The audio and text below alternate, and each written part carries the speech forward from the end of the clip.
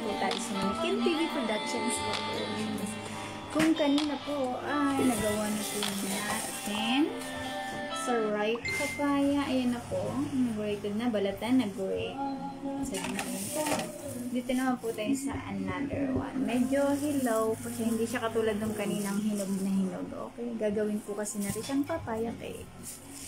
Kaya sabaybayan niyo lang po ako dito sa Ken TV Productions Corporation and Rosen Santos Evangelista, creator of the show.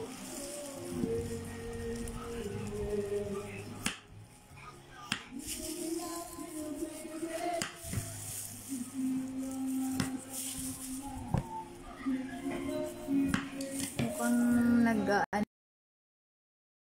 para makagawa na